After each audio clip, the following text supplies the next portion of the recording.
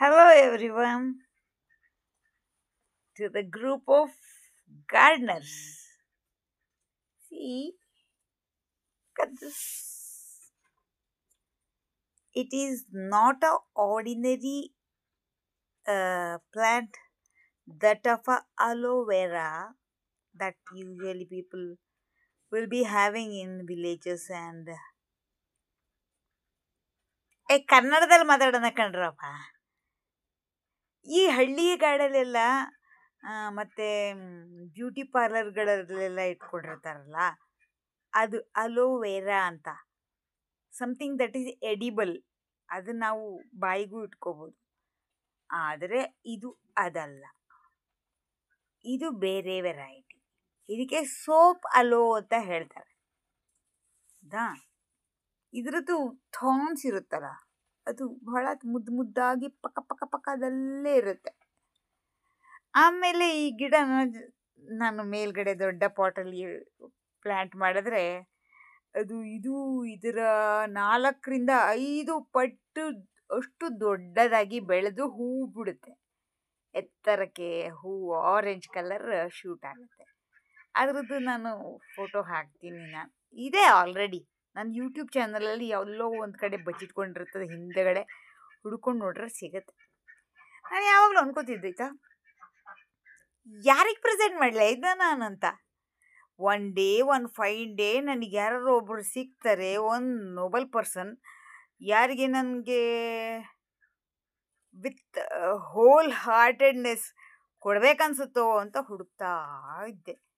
ಇವತ್ತು ನನಗೆ ನಮ್ಮ ಗ್ರೂಪಿನ ಸಂತೋಷ್ ಸರ್ ಕೇಳಿದ್ರು. ಹಾಗಾಗಿ ಐ ಹ್ಯಾವ್ ಸೆಲೆಕ್ಟೆಡ್ ದಿಸ್.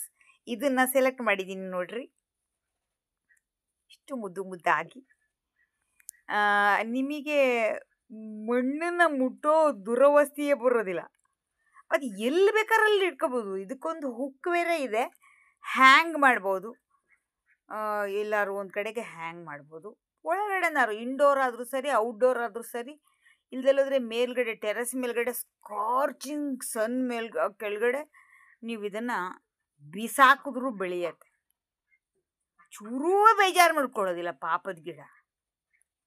ಆಮೇಲೆ ಇದ್ರದ್ದು ಔಷಧದ ಗುಣ ಅಲೋವೆರಾಗೆ ಏನೇನೆಲ್ಲ ಔಷಧದ ಗುಣ ಇದೆಯಲ್ಲ, ಎಲ್ಲ ಔಷಧದ ಗುಣ ಇದಕ್ಕೂ ಉಂಟು. ಎಲ್ಲ ಕಡ್ಡಿಗಳನ್ನ ಸ್ಟೆಮ್ ಪ್ರಾಪಗೇಷನ್ ಮಾಡೋದು, ಏನೇನೆಲ್ಲ ಇರ್ತದೆ, ಗುಲಾಬಿ ಅಂತೆ ಅದಂತೆ ಇದಂತೆಲ್ಲ ಮಾಡೋದು, ಅದಕ್ಕೆಲ್ಲ ಆ ರೂಟ್ ಹಾರ್ಮೋನ್ಗೆಲ್ಲ ಹಾಕೋಕ್ಕಿಂತ ಮುಂಚೆ ಕಡೆ ಇದು ಮಾಡ್ತಾರಲ್ಲ, ಏನು ಹೇಳ್ತಾರೆ ಅದಕ್ಕೆ, ಸ್ಟರ್ಲೈಸ್ ಮಾಡೋದು ಮಾಡ್ತಾರಲ್ಲ, ಆ ಕೆಲಸಕ್ಕೆ ಇದನ್ನು ಹಳೆ ಎಲೆಗಳಲ್ಲಿ ಏನಿದಾವೋ ಓಲ್ಡರ್ ಲೀವ್ಸ್ ಅದನ್ನು ಯೂಸ್ ಮಾಡ್ಕೋಬೋದು. ಆಮೇಲೆ ನಾನು ಇದೊಂದು ಆಯಿತಾ. ಆಮೇಲೆ ನಾನು ಸಂತೋಷ್ ಸರ್ಗೆ ಸೆಲೆಕ್ಟ್ ಮಾಡಿದ್ದು ಇನ್ನೊಂದು ವೆರೈಟಿ ಆಫ್ ಅಲೋ. ಅದಕ್ಕೆ ಸ್ಪೈರಲ್ ಅಲೋ ಅಂತ ಹೇಳ್ತಾರೆ. ಇದು ಚಂದ ಬೆಳೆದ್ಬಿಟ್ಟಿದೆ ಆಲ್ರೆಡಿ. ಎಲ್ಲೋ ತಗೊಂಡೋಗಿ ಕಸದಲ್ಲಿ ಬಿಸಾಕಿದ್ದೆ 2 ದಿನ. ನಾನು ಮೇಲ್ಗಡೆ ಯಾವುದೋ ಒಂದು ನನ್ನ ಟ್ರೇ ಒಳಗಡೆ, ದೊಡ್ಡ ಟ್ರೇ ಒಳಗಡೆ ಬಿಸಾಕಿದ್ದೆ. ಇದು ಎಷ್ಟು ದೊಡ್ಡದಾಗಿದೆ ಅಂದರೆ it can be considered as a mother plant. ಯಾಕೆ ಅಂತ ಹೇಳಿದ್ರೆ ನೋಡ್ರಿ, ಇಲ್ಲಿ ಹೂವು, ಇಲ್ಲಿ ಹೋಲಿಂದೆಲ್ಲ ರೂಟು ಹೊರಗಡೆ ಬರೋಕ್ಕೆ ನೋಡ್ತಾ ಇದ್ದೆ. ನಾ ಇನ್ನೂ ಬೆಳಿತೀನಿ, ಜಾಗ ಕೊಡು ಅಂತ ಕೇಳತ್ತೆ. ಹಾಗಾಗಿ ಇದಕ್ಕೆ ಪಾಪ ಎತ್ತರ ಬೆಳೆಯೋಕ್ಕಾಗ್ದಲ್ಲ. ನಾನು ಅಲ್ಲಿ ಮೊನ್ನೆ ಈಗ ಜಸ್ಟ್ ಬಿಫೋರ್ ದಿಸ್ ಇದೊಂದು ಪೋಸ್ಟ್ ಮಾಡಿದ್ದೆ ನೋಡ್ರಿ. ಅದಕ್ಕಿಂತ ಇದು 3 ಪಾಲು ಸಣ್ಣದು. ಕೈಯಲ್ಲಿ ಹಿಡ್ತಿದ್ದೀನಲ್ಲ ಶೆಲ್, ಆ ದೊಡ್ಡದಾಗಿ ಬೆಳೆದಿದೆಯಲ್ಲ, ಇದು ಸೇಮ್ ವೆರೈಟಿ ಅಲೋ, ಅದು ಸ್ವಲ್ಪ ದೊಡ್ಡ ಶೆಲ್ಲಲ್ಲಿದೆ. ಹಾಗಾಗಿ ಸ್ವಲ್ಪ ಎತ್ತರಗೆ ವೆಜಿಟೇಷನ್ ಜಾಸ್ತಿ ಇದೆ ಅದ್ರದ್ದು. ಇದು ಜಾಗ ಕಮ್ಮಿ ಆಯಿತು, ನ್ಯೂಟ್ರಿಷನ್ ಕಮ್ಮಿ ಉಂಟಲ್ಲ, ಹಾಗಾಗಿ ಇದು ಎತ್ತರ ಬೆಳ್ಕೊಂಡು ಹೋಗ್ತಾ ಇದೆ ಹೀಗೆ. ಹಾಗಾಗಿ ಸಕ್ಕಲೆಂಟನ್ನು ಬರೋಕ್ಕೆ ಶುರು ಆಗಿದೆ. There is the succulent. ಆಯಿತಾ? ಸೊ ನಾನು ಹೇಳೋದು ಸಂತೋಷ್ ಸರ್ಗೆ, ನೋಡಿ ಸರ್, ಈ ಪಾಟ್ ಆಲ್ರೆಡಿ ಮಸ್ತ್ ರೂಟ್ಸ್ ಉಂಟು. ಸೊ ಈಗ ಇದನ್ನು ನೀವು you can hang it or throw it or ಎಲ್ಲರೂ ಒಂದು ಕಡೆ ಬಿಸಾಕಿದ್ರು ನಡೀತಿದ್ದು, ಏನು ಮಾಡಿದ್ರು ಆಗುತ್ತೆ.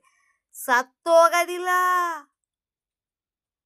ಎಲ್ಲೋ 3 ತಿಂಗಳಿಗೊಂದ್ಸಲ 4 ತಿಂಗಳಿಗೊಂದ್ಸಲ ಏನೋ ಒಂದು ಸ್ವಲ್ಪ 4 ಹನಿ ನೀರು ಉದುರಿಸಿದ್ರು ಸಾಕು, ಅದಕ್ಕೆ ಸತ್ತೋಗೋದಿಲ್ಲ. So you can use this as a mother plant.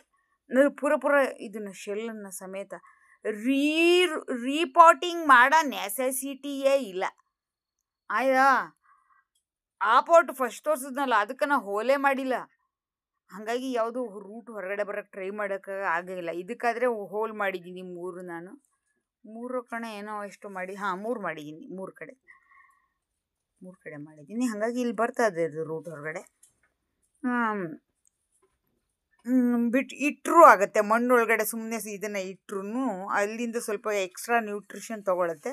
ಈಗ ನೀವು ನೋಡ್ರಿ, if you want to multiply this plant, ಇದನ್ನು ಅಲ್ಲಿ ಸಕ್ಕಲೆಂಟ್ ಬರ್ತಾ ಇದೆಯಲ್ಲ, ಮುದ್ದು ಇಲ್ಲಿ ಪುಟ್ಟದು ಚಿನ್ನದು, ಅದನ್ನು ಅಲ್ಲೇ ಬಿಟ್ಟು ಈ ಮೇಲ್ಗಡೆ ಪಾರ್ಟ್ ಏನಿದೆಯಲ್ಲ, ಇಲ್ಲಿ ಶೂಟ್ ಜಾಸ್ತಿ ಇರೋದು,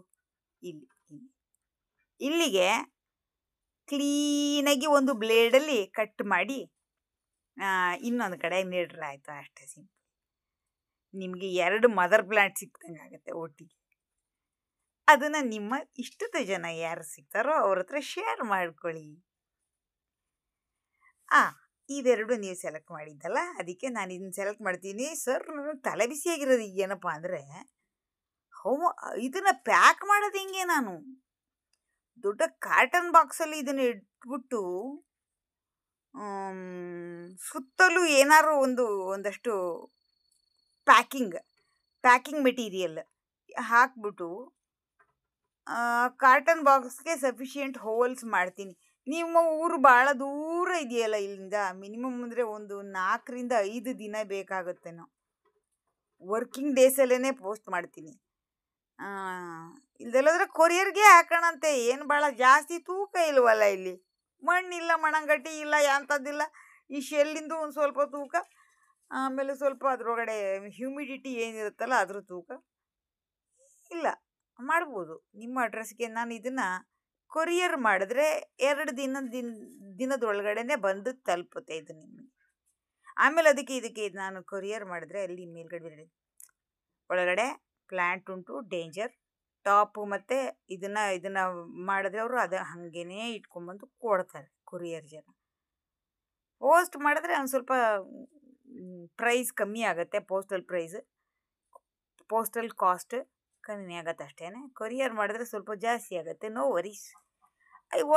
ನನಗೆ ಇದನ್ನು ಇದೇ ಯಥಾಸ್ಥಿತಿಯಲ್ಲಿ ನಿಮಗೆ ತಲುಪಿಸ್ಬೇಕಂತ ಇಷ್ಟ. ಇದೇ ಫಸ್ಟ್ ಟೈಮು ನಾನು ಯಾರಿಗಾದರೂ ಸರಿ ಪ್ಲ್ಯಾಂಟನ್ನ ಗಿಫ್ಟ್ ಮಾಡ್ತಾ ಇರೋದು. I am feeling so happy. ಇದಿದೆಯಲ್ಲ, ಅದಕ್ಕೆ ಏನು ಹೇಳ್ತಾರೆ, ಫೀಲಿಂಗ್ ಇದೆಯಲ್ಲ, ಗಿಫ್ಟಿಂಗ್ ಸಮ್ ಲೈವ್ ಪ್ಲ್ಯಾಂಟ್. ಆಯಿತಾ? ಯಾವುದು ಚೆನ್ನಾಗಿದೆ? ಇದು ಚೆನ್ನಾಗಿದೆಯೋ, ಸೋಪ್ ಅಲೋ ಚೆನ್ನಾಗಿದೆಯೋ, ಅಥವಾ ಸ್ಪೈರಲ್ ಅಲೋ ಚೆನ್ನಾಗಿದೆಯೋ? ಇನ್ನೂ ಒಂದಿದೆ ನನ್ನ ಹತ್ರ ಅಲೋ, ಅದ್ರದ್ದು ಹೆಸರು ಮರ್ತೋಗ್ತಾ ಇರ್ತದೆ ಯಾವಾಗಲೂ ನನಗೆ. ಅದನ್ನು ನಾನು ಒಂದಿನ ತೋರಿಸ್ತೀನಿ ನಿಮಗೆ. ಅದು ನಂತರ ಹ್ಯೂಜ್ ಮದರ್ ಪ್ಲ್ಯಾಂಟ್ ಇದೆ ಮೇಲ್ಗಡೆ.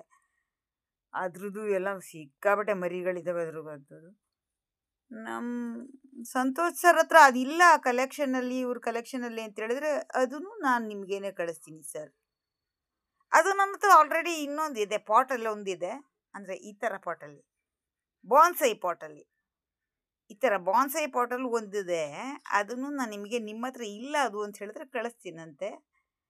ಯಾಕೆಂದರೆ ನನ್ನ ಹತ್ರ ಮಸ್ತ್ ಇದ್ದಾವೆ ಅವು. And I am not running ಎಂಥ ನರ್ಸರೀಸನ್ನು ಮಾಡಿ ಕಮರ್ಷಿಯಲ್ ಪರ್ಪಸ್ಸಿಗೆ ಬೆಳೆಸ್ತಾ ಇಲ್ಲ ನಾನು ಅವನ್ನ.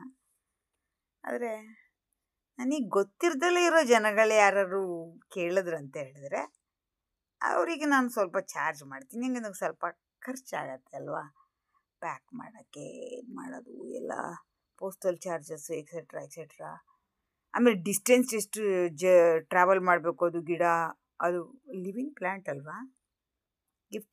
Giving something some living thing, gifting some living thing to a person. ಅದು ಎಂಥ ಲಿವಿಂಗ್ ಥಿಂಗ್ ಅಂದರೆ ಇದು ಒಂಥರ ಸಾಯೋ ತನಕ ಸತ್ತೋಗ ಮನುಷ್ಯರು ಯಾರಿಗೆ ನಾವು ಗಿಫ್ಟ್ ಮಾಡ್ತಿರ್ತೀವೋ ಅವರು ಎಲ್ಲಿ ತನಕ ಲಾಸ್ಟ್ ಬ್ರೀತ್ ಮಾಡ್ತಾರೋ ಅಲ್ಲಿ ತನಕ ಅವ್ರ ಜೊತೆಯಲ್ಲೇ ಇರಬೇಕು ಅಂಥ ಗಿಡಗಳನ್ನು ಗಿಫ್ಟ್ ಮಾಡಬೇಕು. ಅದಕ್ಕೆ ನಾನು ಯಾವಾಗಲೂ ಚೂಸ್ ಮಾಡ್ತೀನಿ ಆಯಿತಾ. ನಾನು ಎಲ್ಲ ಗಿಡಗಳನ್ನು ಯೂಶ್ವಲಿ ಬೆಳೆಯೋಕ್ಕೆ, ಕಲೆಕ್ಷನ್ ಮಾಡೋಕ್ಕೆ ಇಷ್ಟ ಇಲ್ಲ ನನಗೆ. ನನ್ನ ಇಷ್ಟದ ಗಿಡಗಳು ಒಂದಷ್ಟಿದ್ದಾವೆ. ನನಗೆ ಆ್ಯಂಥೂರಿಯಂ ಕಲೆಕ್ಷನ್ ಬೇಕು, ಇಗ್ಝೋರಾ ಕಲೆಕ್ಷನ್ ಬೇಕು, ಆಮೇಲೆ ಹೀಗೆ ಒಂದಷ್ಟಿದ್ದಾವೆ. ಅವುಗಳದಷ್ಟೇ ಕಲೆಕ್ಷನ್ನ ಎಲ್ಲ ವೆರೈಟಿನೂ ಕಲೆಕ್ಟ್ ಮಾಡಬೇಕು ಅಂತ ನನ್ನ ಇಷ್ಟ. ಸಂತೋಷ್ ಅವ್ರು ಏರಿಯಲ್ಲ ಇಷ್ಟ ನಂಬರ್ಸ್ ಮೇಲಲ್ಲ sir, you go by the varieties. And ಎಲ್ಲದಕ್ಕಿಂತ ಹೆಚ್ಚಾಗಿ ನಮಗೆ ಆರ್ನಮೆಂಟಲ್ ಪ್ಲ್ಯಾಂಟ್ಸ್ಗಿಂತ ಹೆಚ್ಚಾಗಿ ಈಗೇನು ಹೇಳಿದರೆ ಔಷಧೀಯ ಸಸ್ಯಗಳಿಗೆ ಏನಂತಾರೆ, ಮೆಡಿಸಿನಲ್ ಪ್ಲ್ಯಾಂಟ್ಸ್ ಅಂಥವು. ಈಗ ಇವೆರಡು ನಾನು ನಿಮಗೆ ಏನು ತೋರಿಸಿದ್ನೋ ಎರಡೂ ಮೆಡಿಸಿನಲ್ ವ್ಯಾಲ್ಯೂ ಇರೋವು.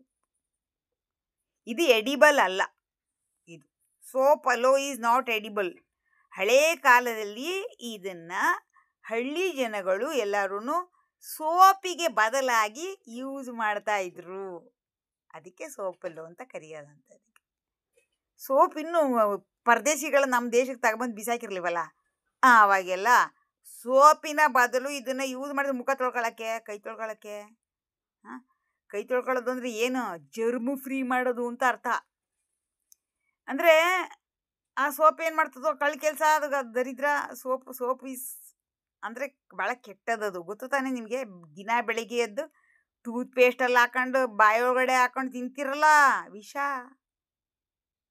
ಆ ವಿಷ ತಗೊಬಂದು ಬಿಸಾಕ್ದವ್ರು ನಮ್ಮ ದೇಶಕ್ಕೆ ಅವರು ಪರದೇಶಿಗಳು. ಬಿಟಾಕಿ ಅದನ್ನೆಲ್ಲ ಸೋಪಲ್ಲೋನ್ ಯೂಸ್ ಮಾಡಿ. ಎಡಿಬಲ್ ಇಲ್ಲ, ಬಾಯಿಗೆ ಹಾಕೊಳ್ಳಂಗಿಲ್ಲ ಇದನ್ನ. ಇನ್ನೊಂದು ವೆರೈಟಿ ಯಾವುದು ಇದೆಯಲ್ಲ ಹಳ್ಳಿ ಕಡೆ ಎಲ್ಲ ಕಡೆ ಇರ್ತದಲ್ಲ, ಅದು ಎಡಿಬಲ್. That's it. ಇದು ಪುಟ್ಟ ವಿಡಿಯೋ. ನನಗೆ ಹೊಸದಾಗಿ ಯೂಟ್ಯೂಬ್ ಕಡೆಯಿಂದ ಪರಿಚಯ ಆಗಿರೋ ಸಂತೋಷ್ ಪಾಟೀಲ್ ಅವರಿಗೆ ಸೆಲೆಕ್ಟ್ ಮಾಡಿರೋ ನಾನು 2 ಗಿಡಗಳು, ಪುಟ್ಟು ಮುದ್ದು ಅದೇನಂತಾರೆ, ಈ ಥರ ಬಾನ್ಸೈ ಮಾಡಿಟ್ರು ಗಿಡಗಳು ಅಲ್ವಾ. ಎಷ್ಟು ಚಂದ, ಬಾನ್ಸೈಗಳೇ ಚಂದ.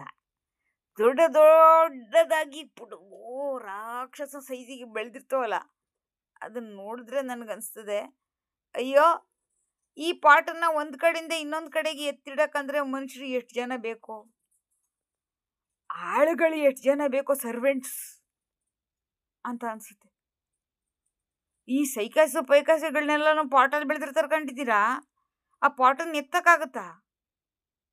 ನೆಲದಲ್ಲೆಲ್ಲರೂ ಒಂದು ಕಡೆ ಫಿಕ್ಸ್ ಮಾಡಿ ಬೆಳೆಸ್ಬಿಟ್ರೆ ಸಾಕು, ದೇವದ ಥರ ಬೆಳ್ಕೊಂಡು ಹೋಗುತ್ತೆ. ಅದು ಪರ್ಮನೆಂಟಾಗಿ ಅಲ್ಲೇ ಇರುತ್ತೆ. ಅದನ್ನು ಇನ್ನೊಂದು ಕಡೆ ರೀಲೊಕೇಟ್ ಮಾಡಬೇಕು ಅಂದರೆ ಕ್ರೇನ್ಗಳು, JCBಗಳು ಇವನ್ನೆಲ್ಲ ತಗೊಬರ್ಬೇಕಾಗತ್ತೆ. ನೋಡ್ರಿ ಹಿಂಗೆ ಬೆಳೆದ್ರೆ ಹೆಂಗಿರುತ್ತೆ. Grow your plants like this. I always prefer growing all, ಇದಕ್ಕೇನಂತಾರೆ, ಎಲ್ಲ ಥರ ನಮೂನಿ ಅಂದರೆ ವೆರೈಟೀಸ್ ನಾ ಕಲೆಕ್ಷನನ್ನು ಈ ಥರ ಮಾಡೋ ಅಂತ ಇದುಂಟು ನನಗೆ. ಪ್ಯಾಷನ್ ನೋಡ್ರಿ. ಇಲ್ಲಿ ಚಂದ ಆಸ್ಥೆಟಿಕ್ಸ್ ಪಾಟಲ್ಲೂ ಇರಬೇಕು. ಆಮೇಲೆ ಈ ಮುದ್ದು ಪಾಟಿಗೆ ಒಂದು ಚಂದದ ಜೀವನೂ ಇರಬೇಕು. ಇಲ್ಲಿ ಆ ಜೀವಕ್ಕೆ ಆಗೊಮ್ಮೆ ಈಗೊಮ್ಮೆ ಚೇಂಜ್ ಆಗ್ತಾ ಇರಬೇಕು. ಅದು ಚೇಂಜಿಂಗ್, ಲೈಫ್ ಈಸ್ ಚೇಂಜಿಂಗ್ ಅಲ್ವಾ. ಹಂಗೆ ದಿನಕ್ಕೊಂದೊಂದು ಥರ ಕಾಣಬೇಕದು. ಆ ಥರ ಈಗ ಯಾವ್ದಾದ್ರು ಒಂದು ಪೀಸ್ ಆಫ್ ಆರ್ಟ್ ಅಂತ ಹೇಳಿದ್ರೆ ಒಂದೇ ಥರ ಇರ್ತದೆ ಗೊತ್ತಾ, ಆ ಥರ ಅಲ್ಲ, ಇದು ಚೇಂಜ್ ಆಗ್ತಾ ಇರ್ತದೆ. ಅದೇ ಇದ್ರದ್ದು ಸ್ಪೆಷಾಲಿಟಿ. ಅದ್ಯಾವ ಈ ಕನ್ನಡ ಸಿನಿಮಾದಲ್ಲಿ ಇದೆ ಗೊತ್ತಾ, ನಾಗರ ಹಾವು ಅಂತ ಒಂದು ಕನ್ನಡ ಸಿನಿಮಾ ಇದೆ ಗೊತ್ತಾ. ಅದರೊಳಗಡೆ ಅದೇ ಒಂದು ಸ್ಪೆಷಾಲಿಟಿ ಕಣ ಅಂತಿರ್ತಾನೆ ಗೊತ್ತಾ ಶಿವರಾಮ ಅಂಬರೀಷ್ಗೆ. ಆ ಥರ that's it. Let us end this video here. 15 ನಿಮಿಷ ಆಗೋಯ್ತು. ಅಯ್ಯೋ ತೀರ ಉದ್ದ ಆಗೋಯ್ತು. ನೋ ಪ್ರಾಬ್ಲಮ್, ಕಂಪ್ರೆಸ್ ಮಾಡಿ ಹಾಕೋಣಂತೆ. ಏಕೆ ಅಂತ ಹೇಳಿದ್ರೆ I am feeling so happy to gift it to one noble person living in this world of ಈ ನಮ್ಮ ಕರ್ನಾಟಕದೊಳಗಡೆ. ಪರದೇಶಿಗಳಲ್ಲ ಅಂದರೆ, ಸಾರಿ, ಪರದೇಶ ಅಂತಾರು ಸರಿ, ಬೇರೆ ರಾಜ್ಯದವರು ಸರಿ, ಕನ್ನಡದವರಿಗೆ ಗಿಫ್ಟ್ ಮಾಡ್ತಾ ಇರೋ ಮೊದಲನೇ ಗಿಫ್ಟ್ ನಾನು ಕೊಡ್ತಾ ಇರೋದು. I am feeling so happy for that. That's it for this video. Have a nice day.